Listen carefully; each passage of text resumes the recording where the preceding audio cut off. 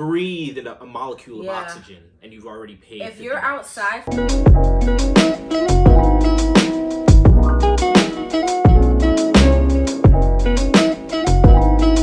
What's up, y'all? Welcome back. Oh, sorry.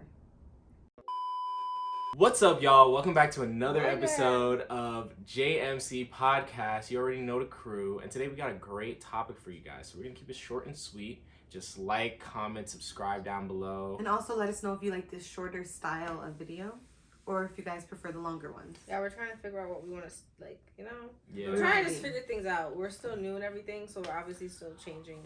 We're getting into the different niches and whatnot, Right. But yeah. So today we're talking about a topic very close to my heart. Okay.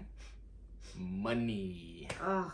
Money. Close to all of our Quote unquote the root of all I think evil. that money rules the world. It might not be the root to happiness. People are like, oh, money doesn't make you happy. Money isn't everything. Yes, it is. It damn straight is. It runs the world. It might not be the runs key to happiness. It might cause happiness. It might not Yes, be the key. it brings you happiness. It can definitely. It could bring you happiness, but it's not the key. Cause shoot, I don't. Not to say that I don't know happy poor Not the key to people, but I there's know a lot rich more people happy that are- rich people than I do happy poor people. I'll just put it that way. That's interesting. Okay. I'll just put it that way, right? So I we see got a different way. we got a couple things with money. I think the biggest thing, especially just for the fact that I think that the audience we're trying to reach is our age and people like within the 20s, 19, 20, 20s, that area of age. And I think that the biggest thing for them right now, even 18. Honestly, if you're capable of understanding what we're talking about in these videos, I think the video is for you. But I think that, like we were talking about, we were having a conversation earlier actually about investments and stuff like that and things of that nature. So I think I want to start out with being independent, right? Money definitely brings you independence. Like, I don't care what anybody says, you definitely start becoming independent when you have money. Because it's the first time where you can kind of evaluate for yourself what you want to spend your money on, as opposed to your mom or like somebody that gave you money. Oh, what'd you do with that $20.02 that I gave you? Right. And then you have to give them a detailed itinerary of whatever you had. Right. But nobody, if you're making your own money, nobody can really regulate your money, and they can't really speak for your pocket. Not where. How do you feel? I mean, yeah, I agree. It's the main thing is just that when you have your own money, and I'm gonna say for me personally at least, I don't like asking people for money. That's number one. I don't like asking people for things in general, and that it has a bad side to that. That trait has a bad side to it. But in a general sense, I just don't like asking people for money because one, I don't like to owe nobody money. Oh yeah. And I don't like to know that someone could hold that over my head.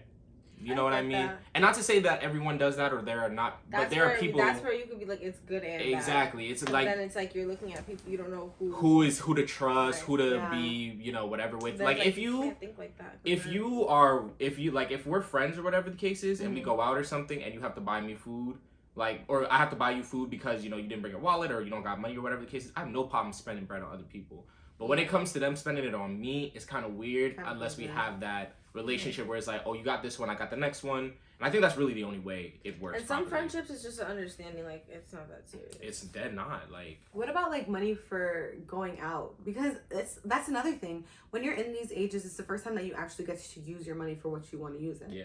So you don't have to ask anybody permission to go to, I don't know, whatever you want to do. Depends on just really going out to eat. And going out to eat, going to the movies. Into independence too, because it's like once you have that money, then it's like your parent can't. Whoever's providing for you in the sense can't hold it over your head. Like you can't go here and there because it's not your money. You're not the one spending it. If you are independent and you're making your own money, you can go out as freely as you want. Literally. And not only can you go out as much as you want, it's also like if you're someone who is in a state of life where you got to manage your money a little more tightly than most people. Oh my God, it's you know the what worst. I mean? It's the worst. When I tell you that the days go by where I may have $50 in my account, and I'm sitting there thinking, damn, I get paid every 2 weeks, I get paid every week, or whatever the case is, right? Bi-weekly pay is the worst. But oh my goodness, and I just know people that got monthly pay. Bro. YouTube is monthly pay. Oh my goodness. It's monthly pay, but at that point, it's a cumulative thing, right? But it depends. Depending on what you're making. But even in the case of just bi-weekly or weekly or whatever the case is, when you got that, when paycheck day is about to come, and you're sitting there staring at that $50, and you're like, damn, I gotta stretch this for a week. I gotta stretch this for a week and a half, or whatever the case is, and things of that nature. And you're like, that's in those moments. That's the moments, unfortunately, so where I'm like, is there no quick get rich schemes that I could join? Some pyramid scheme that will just give me the bread without sacrificing my soul to it, or something like that. You know, I'm not gonna say it's hard to make. It is hard to make money in the sense of like, it's hard to get jobs nowadays unless you know somebody. No, that's so true. In my opinion, all the jobs. Everybody's like, I'm hiring, and they're not hiring. You're letting me apply, but you're not actually hiring. So why are you never actually get back to me. So you're wasting my time. It really is pissing me off. And then it's like the only time that I do get a job is when somebody I know puts me on, and that's not. I feel like that's not how it used to be. Before you could just apply or walk in and boom, the job is yours. You interview, they like you, you got the job. Now you, and it's so easy, like straightforward. Just degrees don't matter anymore. Because now it's you need experience to get this job, but for you to get this job, you need to have 4 years of experience that this job would have given you. But because I don't have the experience, you won't give me the job. And it's so crazy because, like, it makes no sense. When did we have this experience? When we were in high school? Because now we're in college and all this stuff, but like, no, but it's people go straight to college and they don't have experience because they're just focusing on school. But even if you have experience, I know people with degrees. I have a associate's degree, and it doesn't really do anything. You know? Yeah. Associate's degree in what? Health science. Yeah, that's what it is. Health science or associates in science, whatever. So when I apply to like doctor jobs and stuff, they don't look at that like, hey, she knows it. She got it going on. I literally got my highest paying job, and it wasn't because of that. Wow. That's what I'm saying. So that's what it's so tricky because where do you don't even know what you can. There's so many different ways now, and it's like you have to know somebody. You have to know somebody, or you have to know how the system works. Exactly. Because if you just go out, especially as younger people, when you're going out, you don't know all of these other techniques and all these ways that adults get jobs. You literally don't. You have to figure it out on your own, especially if you have nobody helping you. So it's like, oh, go find a job. Yeah. Where? So you go out and you look, and like, even if you go to the mall and everyone's like, I'm hiring. You're like, okay, go. I'm speaking out of personal experience. You go to every store, apply on every site, and nobody gets back to you. Not weird. I'm so sorry that I'm paying attention to my phone so much, but I actually wanted to search up some stuff just on gaining financial independence in a general sense, because then it could be like, oh, how do you, right? So I'm just gonna read like 2 or 3, and then we could just talk about like our specific, like what we think how good the advice is, I guess, right? So can we do it from 1 to 10? We'll rate it. Let's just rate it. Well, yeah, we can just rate it. Okay. All right, so spending less than you earn. Spend less than you earn. That is a 10 out of 10. That is you always have to do that. You should do that. That goes into like credit cards and all of that. If you can't pay off your credit card, don't buy it. Don't use it. Like if you don't have, don't buy the thing if you can't pay it off. That's what I'm saying. Especially if you don't have a stable job. Mm-hmm. If you don't have a stable job, what are you doing with the credit card? You can have it, but why are you using it? I mean, here's the thing. That's what I'm saying. Why are you using your credit card if you don't have big purchases? You know, just if you don't have money, if you can't pay it back, just don't buy it. It's not worth it unless you need like to buy food because you're literally like, I don't have anything. It really is important. But then at that point, EBT people, it's a real thing. It's something that can help. It's hard to save when you like. I feel like, let me just say this: it's hard to save when you have to pay bills and like you literally can't save because you don't have the money to save because you need the money. If that makes sense. Mm-hmm. So. It could be really hard to save, but it's important to budget if you want to make it somewhere. Exactly. You know? Literally. Like, it's a book with no money. It's spend less than you earn. And this is another thing. You know how many people don't have savings accounts? Yeah, you'd be surprised. You'd be surprised how many people just don't have savings accounts. Yeah. And not out of I just don't want it. Out of I didn't know that this is something that would be beneficial to my life. Like I have a checking account. Isn't that enough? No, you're supposed to have 2. It's not enough because you need to have an emergency fund just in case. Right. You can't think, I'll just wait till my next paycheck, because you know what? You can go to the hospital by the time you don't get your next paycheck. You can get into a car accident before you get your next paycheck. There's a lot of things that you have to factor in. And if you have a savings account, can be very helpful with that. No, definitely. Which is crazy because that leads us to the next one. Create a rainy day fund. Wow. Right? Yes. Create a rainy day fund, savings, whatever the case may be. This goes into what I was going to say, actually. It's crazy you just said that. Mm-hmm. I was about to say that you should always have more than one bank account. Definitely. You shouldn't. In my like, do you not? No, I agree. Oh, okay. I agree. Okay. Like you should have 2 separate banks, even if it's 2 checkings, 2 savings, or 1 checking, 1 saving. Don't put all your money in one spot. In one spot, yeah. Have your money in different places. That's my opinion. And keep track of it. If you can't keep track of it, stick to one. But it definitely is a good option. Because for instance, I have a Chase card, which is like checking, but then I have my like credit union card, and it's like an ATM card, so I can't use that unless I go to the bank. And pull it out physically. No, that makes sense. I mean, this might go over some people's heads, but essentially, a lot of these banks are only insured up to a certain point with the market and things of that nature, right? So if the market still happens to fail and the money that's insured in the bank goes over, now you've lost all your money essentially, because the bank kind of owns your money at that point. Exactly. And will take from your account to pay their debts. And all your money gone. So all your money gone. So you don't want all your money you know what I in the same mean? spot. Nope. Yeah. Have a stash. Have a stash. A cookie jar, a can, whatever something. it is. Something. Literally a piggy bank. If you don't really trust banks like that, damn, if I'm really down bad, I have something. And saving isn't that hard. If you make $100 a week, you can't save $10. $10. Whatever you can put away, try to put away. Just put away something, because at the end of the day, something is better than nothing. You know what I mean? The next one is control debt. Surprisingly, I'm gonna just read the little because of what we were saying before. Oh, okay. I'm just read the little blurb thing I got here. Don't let it control you. Credit cards can be so freeing, but they can also lock you into spiraling and expensive debt. It's fine to use a credit card for convenience, but only if you don't charge more than you can really afford and pay off in full. Right. In full. Right. Every single month. Right. Student debt. Stay on top of your loans, which is true, but at the same time, this country sucks. So student loans. And college is expensive. College is expensive. Get on your shit, Biden. Wow. We're tired of your nonsense. Wow. You said you was going to forgive our loans, and you're taking too damn long. Is that what he said? Wow. I said what I said. He felt really passionate about that. I do. Because it's like, I'm not currently in school. I've gone to a lot of different schools and tried a lot of different things. I'm not afraid to say that. It's just that I want to be able to go back realistically and not have to worry about the fact that I might have to take out another $10K in loans just for me to afford for 2 years of school or whatever the case may be. So that distracts it distracts me and discourages me from attempting to go back.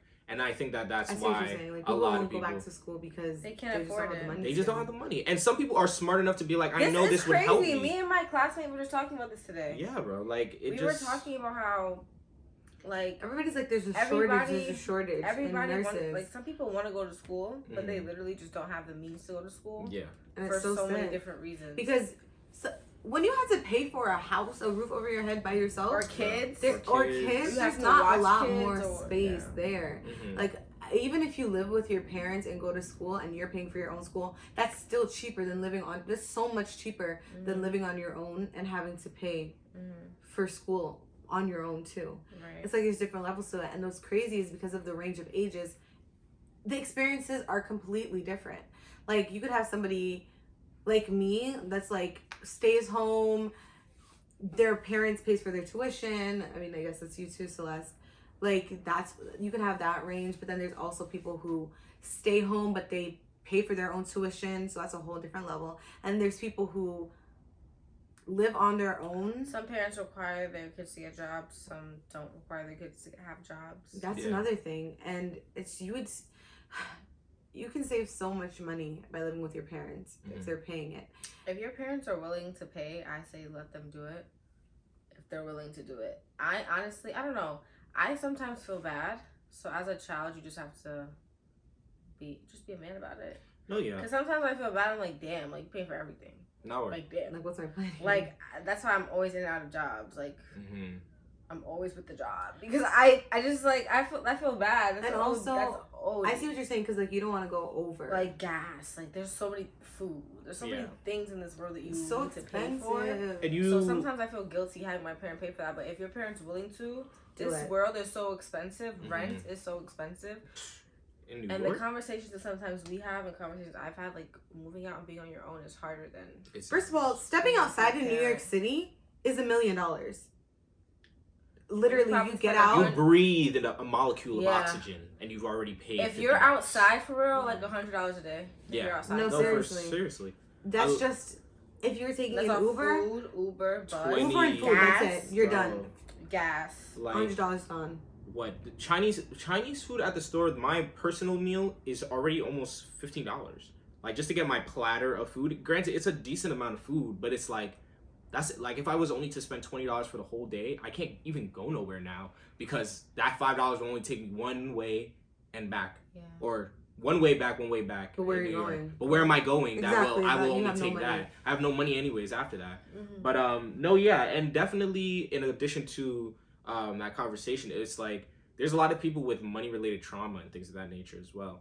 Like people who dealt with insane levels of debt at a young age in their household and stuff like that can definitely deal with like fiscal trauma in the sense of as you get older, either it's a spectrum. Obviously, it can tilt to the side of because as you get older and like you have your money to yourself, then you're like, oh my gosh, I'm gonna spend everything. It's and either then that you get or addicted to that kind of. I think something else that we should talk about kind of goes right into that because I think we only have, we got some time. Yeah, we got some time. Financial responsibility, Okay, so we should talk about being financially responsible. Is that the word? Yeah. Financial responsibility, like in the sense financial responsibility in the sense of you are actively taking steps to make yourself financially responsible, like saving money. Like saving for instance, money. if let's say that you make the decision that I'm going to move out and not be my parents anymore, since we were just talking about the other side of like staying with them. If you decide to take the leap and just go be with them, you have to have financial responsibility because I've watched like how my mom plans out her money, and you really have to sit down and be like, okay, I have this money for this. Yeah. This for that. Literally. Or else you're going to. Bro, you're gonna be broke. Because you have to really track that. You have to track. You know how many bills so much, there are? especially if your bills are on different days and different times of the month in general. You have to time all that out. When I was talking, Brother Bell, one of our mentors, at church, whatever the case was, I was speaking to him and he was telling me about making a budget and stuff like that, and I was giving him all of the information, like for my different bills and things of that nature. And he was like, the question he asked me was, how much cash do you want to walk around with? And I was so confused by that question because I was like, I never have cash. Do people really still be walking around with cash? No, obviously, I I don't, only because for one, I don't really leave my house like that, to be honest. Yeah. I work from home and stuff. But, and two, it's just easier if I have my card. And if I don't have my card, I have my phone. You know what I mean? But he was like, how much do you want to carry with you realistically? You have to choose a number. And I was like, I bet, let's say $150. He was like, all right, based on everything you just told me, and then taking out $150 and say that's your money you're holding on you to use for recreational purposes, going outside and stuff like that, my entire paycheck would have been done. My entire paycheck would have been done before I even put away money to save. Wow. And that was based on the way that I was cutting up the money. Like he was saying like, oh, let's say how much is the phone bill, how much is the light bill, how much is your rent, whatever the case is, or how much you're contributing. And then if you were to not be saving anything, where are you cutting it up in terms of what is going to where? So he was like, all right, if you're going to be saving, you should take out the money you're going to be saving first and plan with what you have left accordingly. Because ultimately, if you can take out savings and put it away, and then even if it has to be you're scraping away for a little while, just to get to the point of I have a nice, decent rainy days fund saved up right now. It's that so if I'm not putting excessive amounts, like if I'm just putting a $50 bill in there every paycheck instead of like, let's say if you're really trying to start, you can get fired tomorrow. Exactly. Like if you're really trying to start it, I would say 100, 150, 200 around that range is where I would start trying to put money in each paycheck, just so you can get a nice big fill before you start trickling stuff in, type of thing. Can we talk about after getting a job, losing it, and now having to go back to life with no money?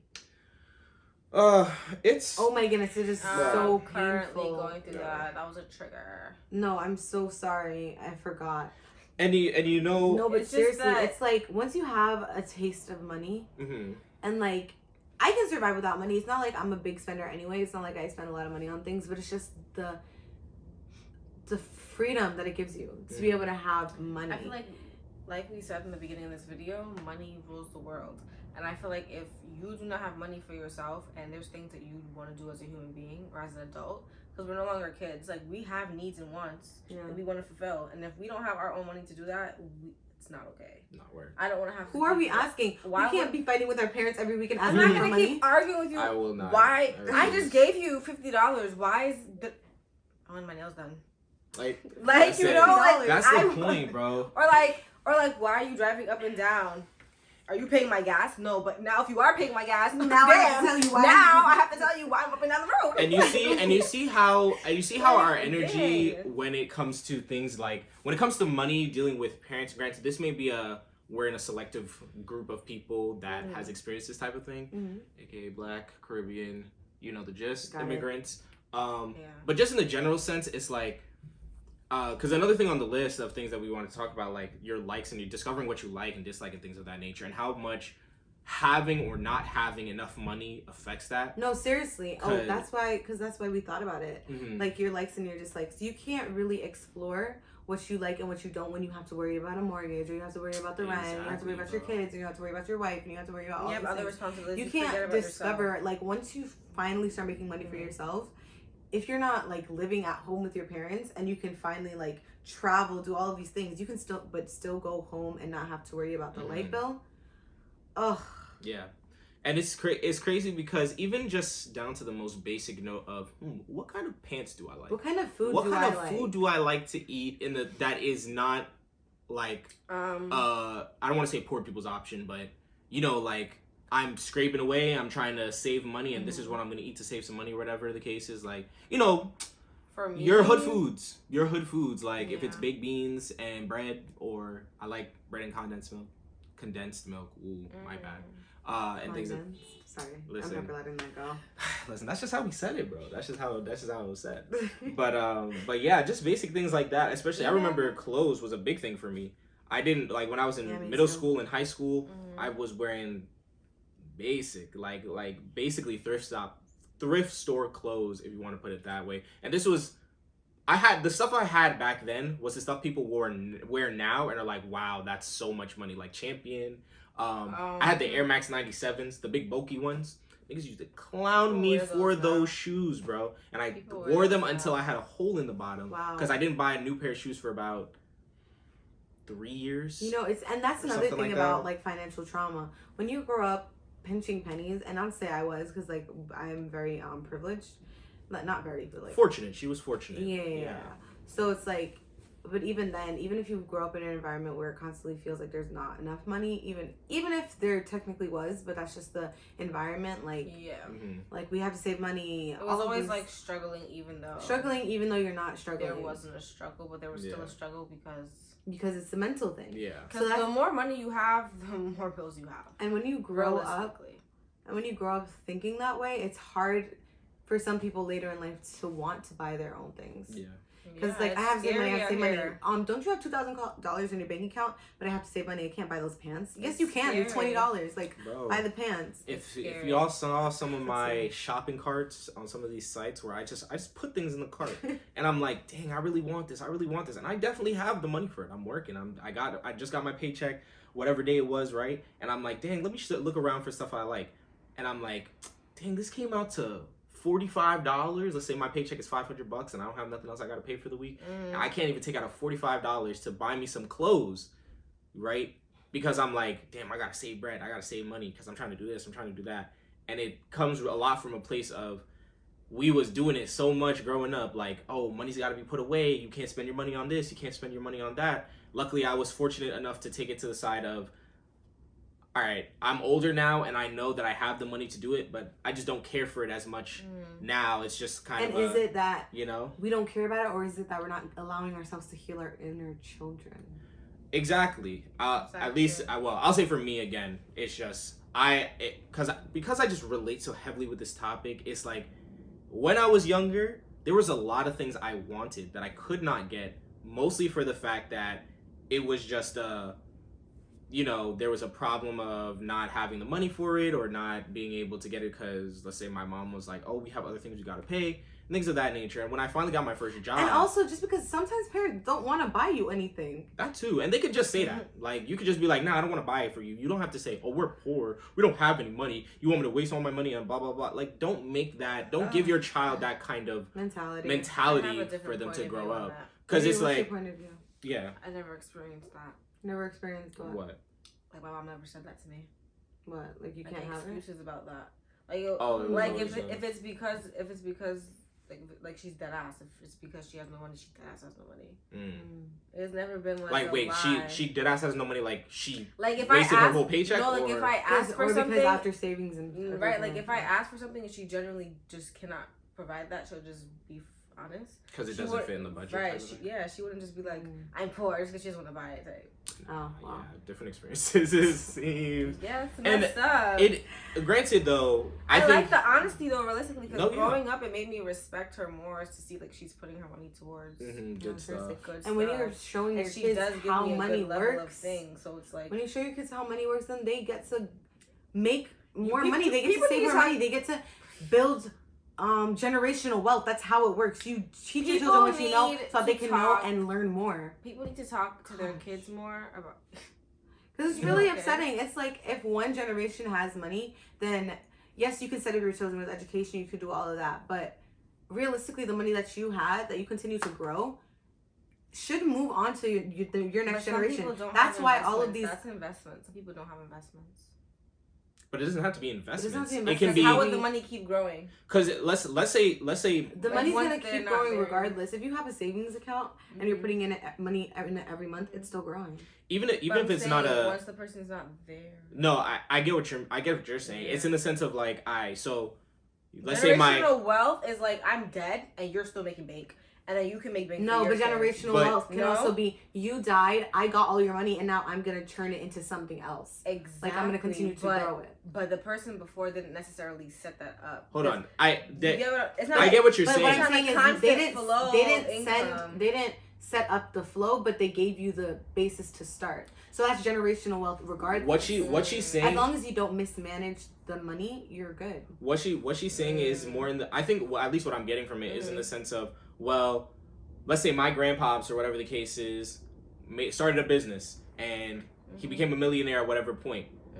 His future children and grandchildren and great grandchildren should either be within the range of millions. Right. Like 100%. if you want to put like 800K, they should be somewhere in that same bracket. It makes no sense that your family is wealthy and you as their descendants are not wealthy. Yeah, because that's not generational wealth. That's just selfish. Yeah, that's not and it doesn't even have to be fiscally. Like it doesn't have to be monetary money. If it's just a matter of generational wealth and information, I think I'm thinking more of like money in the sense of like not not what's in the bank account, like a assets, business, like an investment. Property. Like I know people who are older now, their parents are dead and gone, but their parents had investments and their kids are just getting checks. All that money. Like in a will type of way?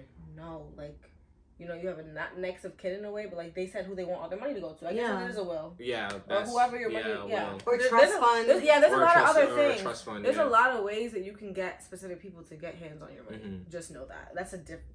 This can get really deep. There's wills, like... You have to be very careful with how you manage your money now. You can also put who you want to get your house. There's a lot of... But you know what? There's a lot of ways that you can get money now, but also just focus on being good now. Like, just focus on your own mental health and finding yourself now. Like, I know we're talking about money, but I do want to bring it back to that. I think this is the time to discover what you like. Because you don't necessarily, well, not everybody, but a lot of us don't necessarily need money. We want it for different things.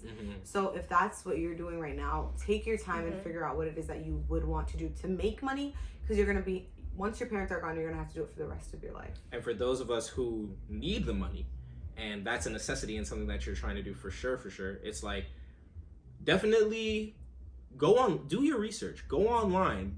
Figure out how to make a budget. Like we were saying before, figure out how to make a budget. Rainy days savings account in a different... Even if you need to download an app to do it for you. Exactly. Acorn, Robinhood, investments of that nature. You know, they're very intuitive apps and they're very easy to get on and be like, what do I have to do? Right, but that's... Going back to... What was it? Going back to what I was saying about the investments thing, that's what I'm trying to say about the generational wealth. Like he died years ago. Yeah. And it's been at over 10 years. Yeah.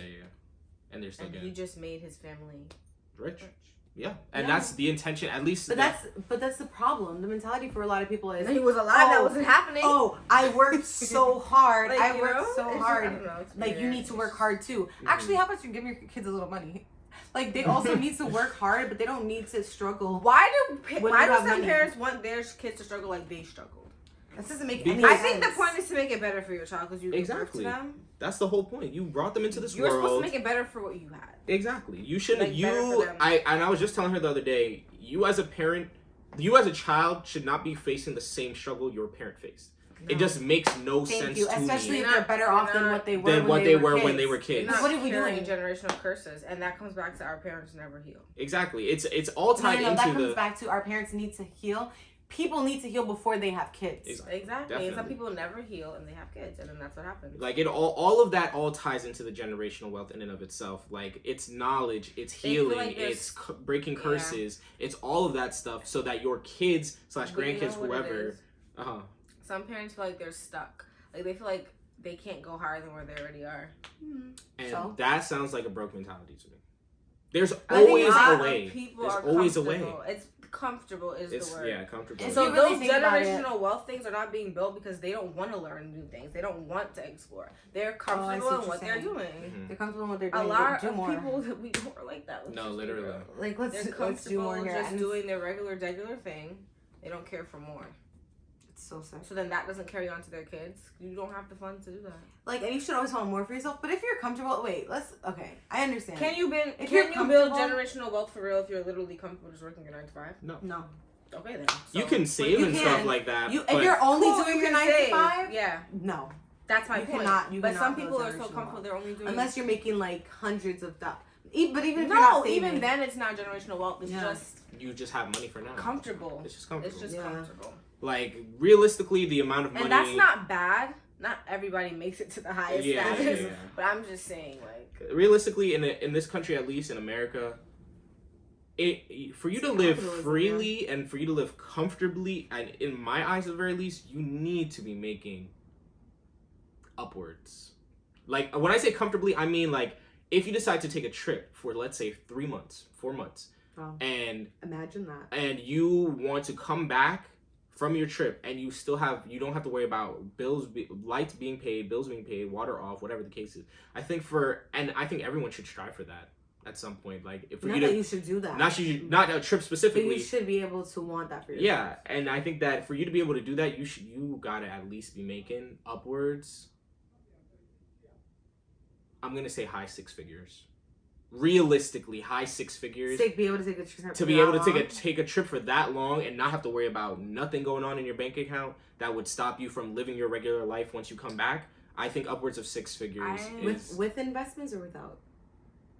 With investments, just collectively your net asset worth being like around the 6-figure range, and I'm saying like above 500. Yeah, like 700K ish.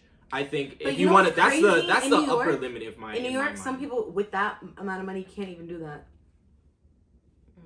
Then they're kind of wasting their money stupidly. I feel like in New York, if you're making 6 figures, like 700, let's say you're making 700K a year, if you're in New York and you cannot find a way to increase your money when you're making that much. Oh, you said a year. I thought you said that was their net worth. Oh, okay, I did say net worth. That's my bad. I mean, even so. No, because $700,000. This is what if you have $700K worth in assets, you're telling me that in assets. No, net worth is everything combined. No, I'm saying like yeah. Well, it's everything. Your money, your properties, everything. Like if in general your net worth is not something you're steadily like you've gotten to $700K. Most people don't see that in a lifetime. Is what I'm saying. It's like you can have $700K wrapped up in a house and then you can't go anywhere. Then all your money is tied up in a house. And you can have $700K on a house. You can have $700K in a house. You can have $700K in a house and die, and nobody gets a goddamn thing, and it goes straight to the government. Wow. So right a will. Wow. I feel like she's speaking from a very personal angle here. Right a will. Get your grandma to write a will. Yeah. And get your mom to write a will because all your goddamn money is gonna go to shit. And you are. And don't even let them start with the you're putting me in the grave. You know what? No. We're going. I'm calling Joe Biden gonna get your blood clot money. But listen, we don't want to take too much. I think that this is definitely a topic that we should come back to at some point and get a little deeper into whether it's the investments or whatever the case is. But we don't want our, to end up on us. So thank you guys for coming to see another JMC podcast episode. We appreciate y'all coming out. Definitely drop a comment down below talking about your experiences with money and what you're doing currently or have done in the past. How you're making money or how is your parent helping you? Are they not helping you? Are you paying for school? Do you have a job? And if you do, or if you have any tips that you'd like to share in terms of money management, definitely drop those down below. Hit that subscribe button, hit the bell, hit like, and we'll see you in the next video. Bye. Hey! Oh shit.